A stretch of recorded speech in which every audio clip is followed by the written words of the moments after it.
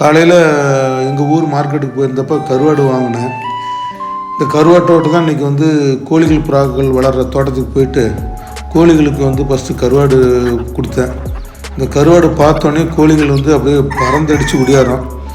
ஒரு மாதத்துக்கு 2-3 டைமாவது இந்த கருவாடு நம்ம செலவு பார்க்காம கருவாடு கோழிகள் கொடுத்தோம்னு வச்சுக்கோங்க, எந்த நோயும் வராது, கோழிகளும் ஆரோக்கியமாக வளரும். அப்படி தான் இன்றைக்கி வாங்கிட்டு போய்ட்டு தோட்டத்தில் இருக்க கோழிகளுக்கெல்லாம் கருவாடு கொடுத்துட்டு கூண்டில் இருக்க புறாக்களுக்கெல்லாம் தீவனம் போட்டுட்டு குஞ்சு கோழிக்கெல்லாம் தீவனம் போட்டுட்டு அப்போ தான் வந்து ஒரு பொட்டைக்கோழி வந்து தனியாக ஒரு கூண்டில் நின்று இருந்தது.